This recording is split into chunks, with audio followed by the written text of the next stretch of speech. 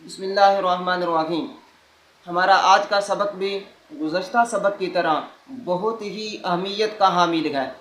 گزشتہ سبق چونکہ مرفوعات کے حوالے سے تھا، آج کا سبق منصوبات کے بارے میں ہے، تو آپ اس کی اہمیت کا اندازہ یہاں سے لگا سکتے ہیں کہ نحو کے کل دو حصے ہیں، یعنی نحو کو ایک اعتبار سے دو حصوں میں تقسیم کیا جا سکتا ہے، اعراب اور وجہ اعراب۔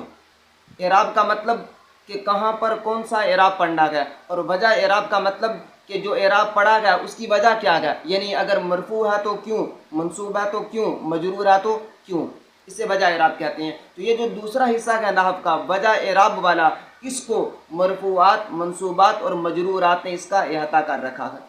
تو اگر کسی طالب علم نے مرفوعات، منصوبات اور مجرورات کو سمجھ لیا تو اس نے نحو کا یہ دوسرا حصہ مکمل سمجھ لیا گویا کہ۔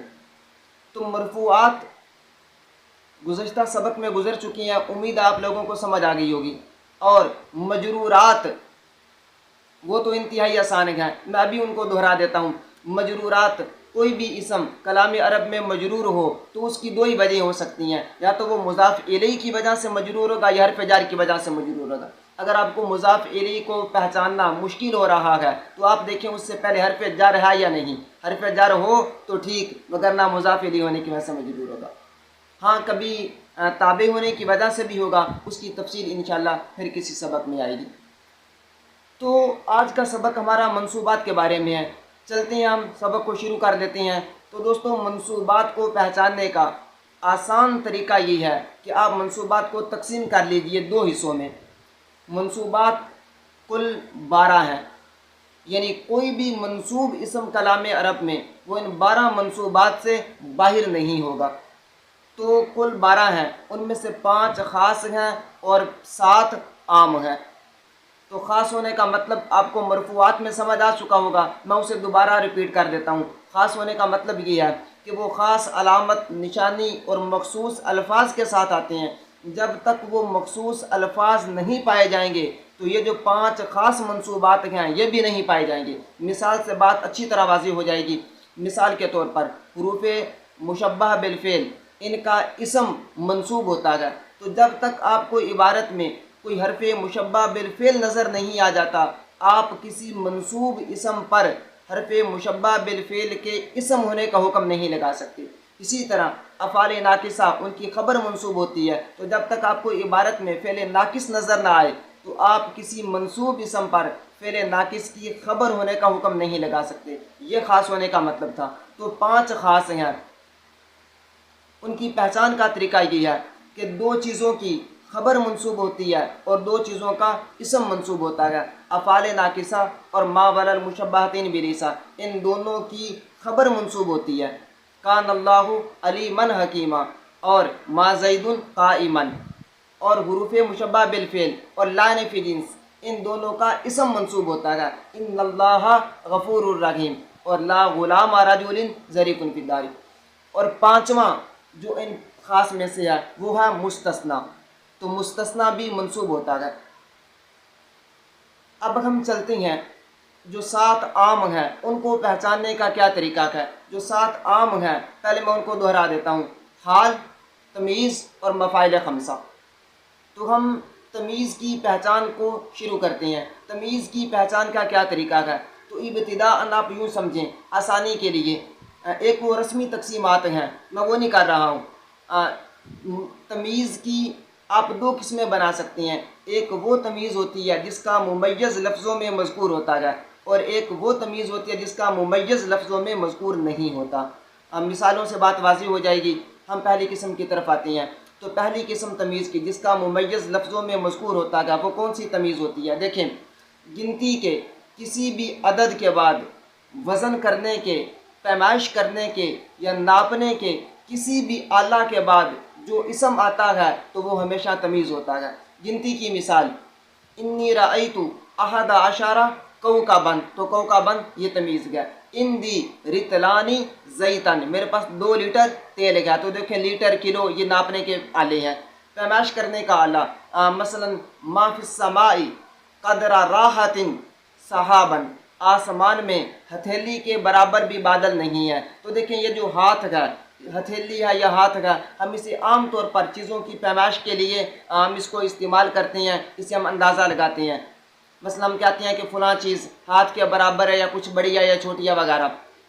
تو ہم آتے ہیں اب حال کی پہچان کی طرف۔ حال کو پہچاننے کا کیا طریقہ ہے؟ سوری، تمیز کی دوسری قسم رہ گئی۔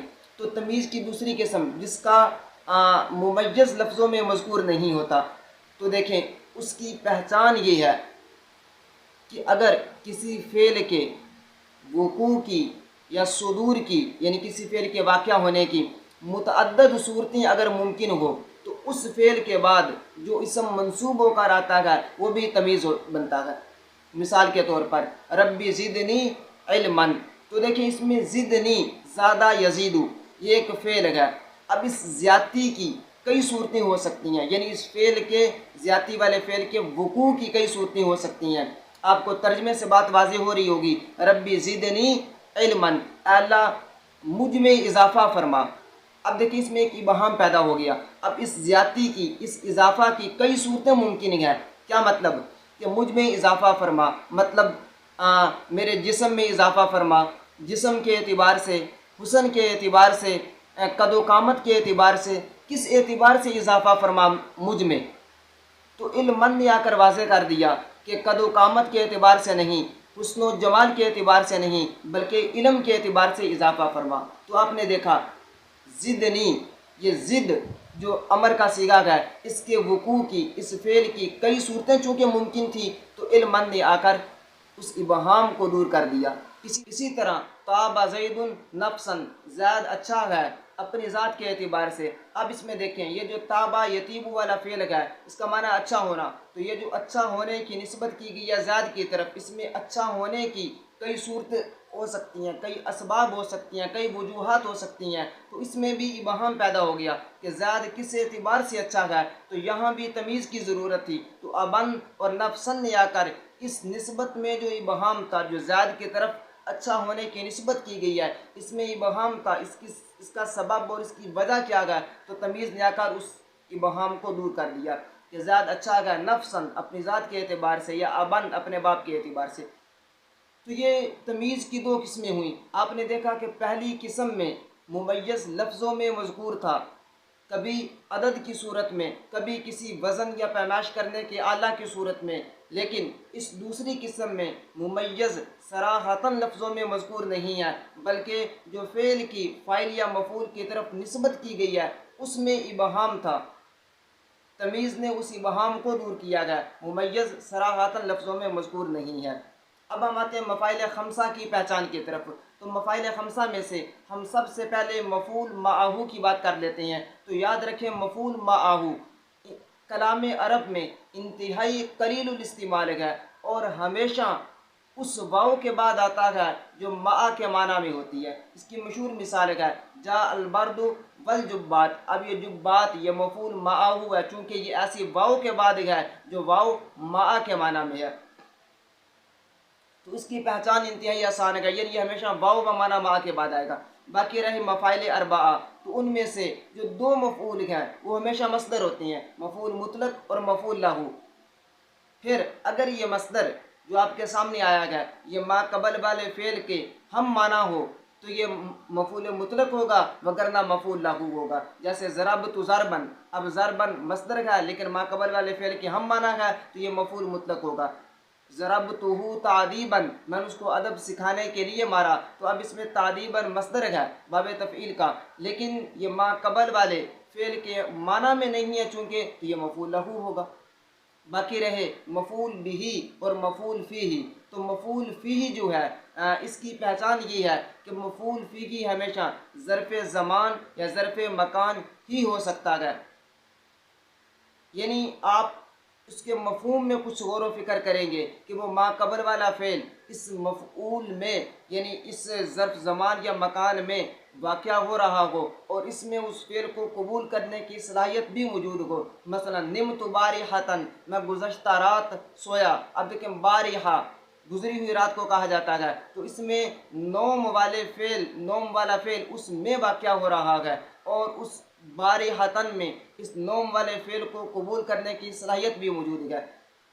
تو اسی طرح دخل تو مسجدن، میں مسجد میں داخل ہوا، اس مثال میں بھی آپ دیکھ سکتے ہیں۔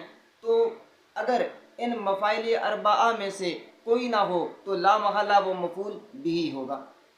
اب ہم آتے ہیں ان 12 کے 12 منصوبات کا اجرا کرتے ہیں، ہم ان کو عبارت پر جاری کرتے ہیں۔ تو دیکھیں، جب بھی آپ کے سامنے ان منصوبات میں سے کوئی بھی آ جائے، کوئی بھی منصوب اسم آپ کے سامنے آ جائے، تو سب سے پہلے آپ دیکھیں گے آیا یہ 5 خاص میں سے ہے یا 7 عام میں سے ہے۔